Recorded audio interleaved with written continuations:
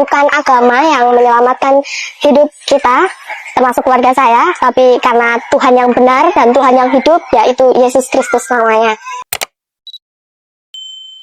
Shalom saudaraku yang dikasihi Tuhan, salam sejahtera bagi kita semua. Kembali bersama saya dalam channel VB Official. Pertama-tama saya ucapkan terima kasih banyak bagi teman-teman yang senantiasa mendukung channel ini melalui like, komen, dan subscribe. Dan bagi teman-teman yang baru pertama kali mampir di channel ini, jangan lupa tinggalkan jejaknya melalui jempolnya dan juga subscribe, supaya teman-teman terus mendapatkan video-video terupdate dari channel ini. Teman-teman dan saudaraku, doa dan harapan saya, Tuhan Yesus senantiasa memberkati teman-teman dan saudara sekalian. Dan kali ini, kita kembali menyaksikan video kesaksian dari Murtadin ini, di mana ia membagikan pengalaman hidupnya bersama-sama dalam Tuhan, dan bagaimana ia melalui perjalanan yang panjang, melewati berbagai macam rintangan, sampai pada akhirnya ia mengambil keputusan mengikut Tuhan Yesus. Dan hal ini bukan suatu hal yang gampang dan mudah, ada berbagai macam rintangan, seperti yang saya katakan di awal tadi, karena meninggalkan keyakinan lama menuju pada keyakinan yang baru, ini butuh perjuangan keras dan kesungguhan hati untuk mengambil keputusan dan akhirnya menemukan kebenaran yang sejati di dalam Kristus Tuhan melalui perjumpaannya dengan Tuhan Yesus dan pertobatannya. Nah, baik teman-teman dan saudaraku sekalian, sebelum kita menyaksikan cuplikan video ini, terlebih dahulu kita baca satu bagian firman Tuhan yang menjadi landasan kita untuk menyaksikan video ini, yang terdapat dalam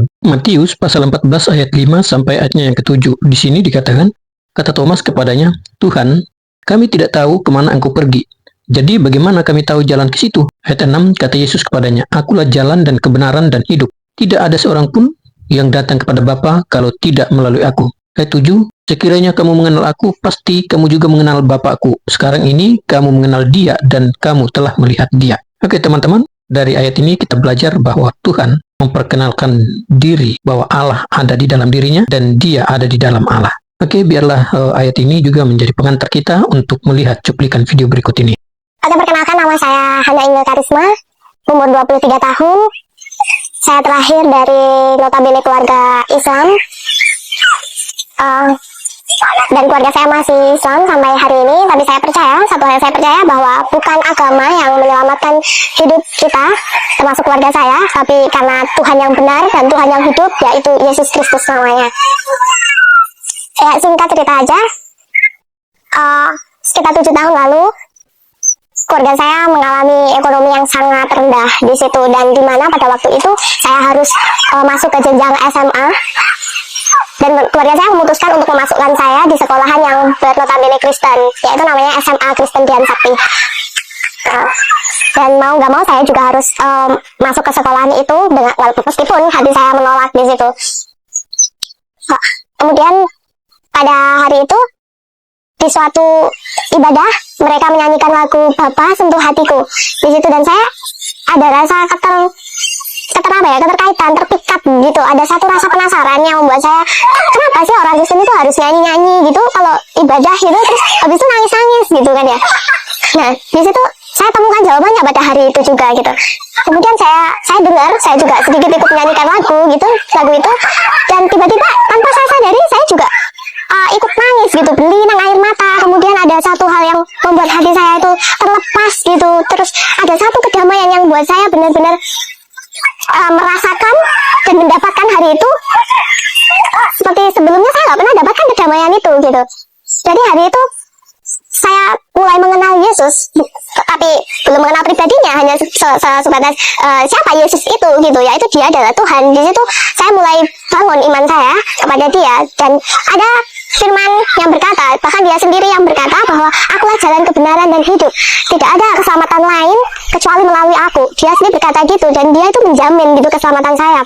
Itu yang membuat saya semakin haus gitu, saya lapar gitu, saya cari tahu gitu di siapa sih Yesus itu. Dan ketika teman saya kasih satu Alkitab kepada saya baca, saya mulai baca, terus baca sampai sebenarnya saya lupakan pelajaran sendiri gitu, pelajaran pelajaran sekolahan yang lain gitu, saking hausnya.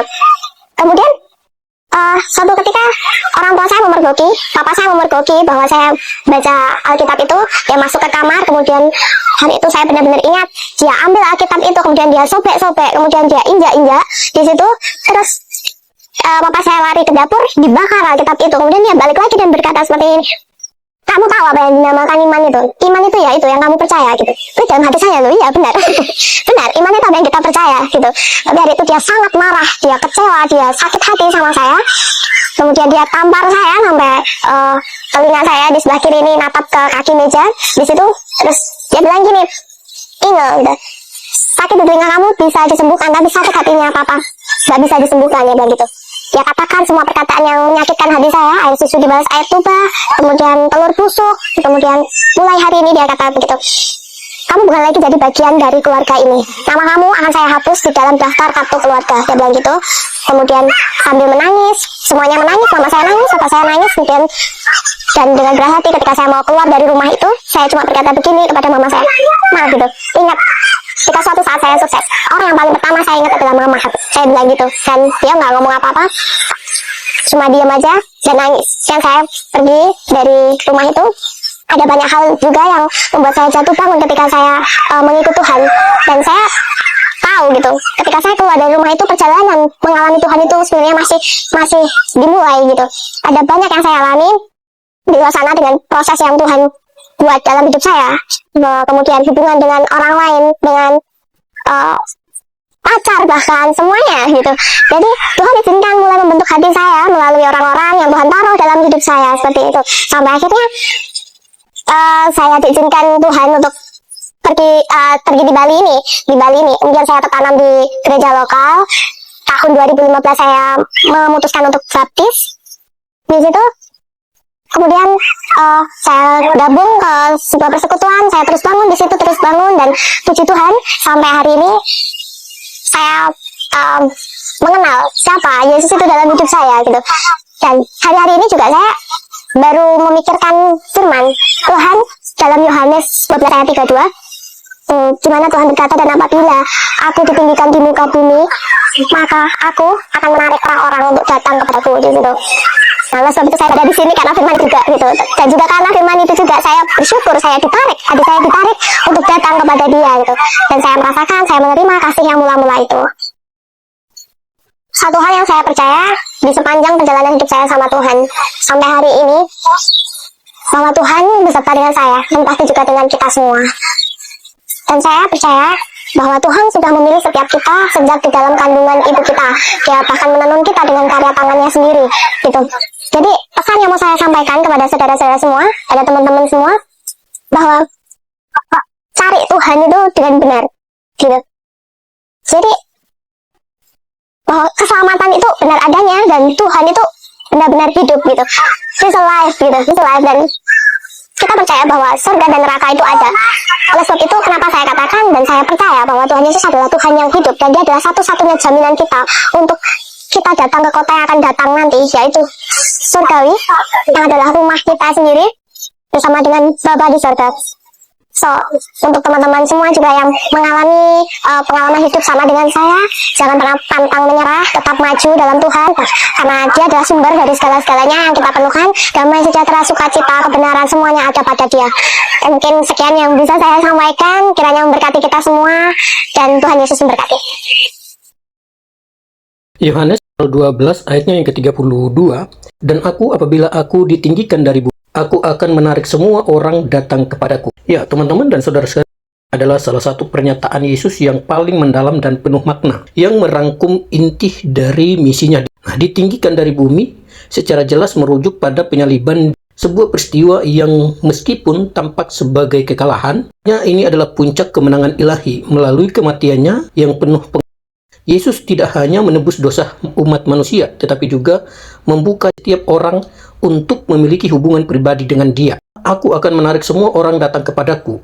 Ini juga menunjukkan versalitas kasih dan anugerah Allah. Ini bukan hanya untuk sekelompok orang, tetapi untuk semua orang tanpa memandang ras, suku, dan status sosial akan kehidupan. Daya tarik Yesus yang ditinggikan di kayu salib adalah yang tak terbatas, pengampunan yang tak bersyarat, dan yang kekal. Salib yang dulunya merupakan simbol kehinaan diubah jadi simbol kasih ilahi yang menarik hati dari segala penjuru. Dalam konteks budaya Indonesia, di kebersamaan, gotong royong, dan spiritualitas sangat dijunjung tinggi. Dalam konteks budaya Indonesia, nilai-nilai kebersamaan, gotong royong, dan sangat dijunjung tinggi. Pesan ini memiliki masyarakat Indonesia yang majemuk dengan berbagai latar belakang agama dapat melihat dalam pesan ini sebuah undangan universal, kebenaran dan kasih. Konsep menarik semua orang diinterpretasikan sebagai panggilan untuk persatuan dan harmoni. Perbedaan tidak menjadi penghalang, melainkan justru memperkaya yang seringkali menjadi pusat perayaan. Bukan hanya sebuah peristiwa sejarah, tetapi sebuah realitas spiritual terus-menerus menarik hati orang. Ini adalah undangan untuk kedalaman kasih Allah yang rela mengorbankan putranya demi keselamatan dunia. Jika kita melihat salib, kita tidak hanya melihat penderitaan, tetapi pengampunan dan janji kehidupan kekal. Ini adalah daya yang tak tertahankan, yang harus terus memanggil setiap jiwa untuk datang dan menemukan kedamaian serta tujuan hidup kita di dalam Kristus. Oke, dan saudaraku sekalian, sekiranya dari ayat ini juga menjadi pertama untuk kembali dan juga sebagai pelaku-pelaku firman. Kiranya Tuhan Yesus semua, salam damai sejahtera, shalom.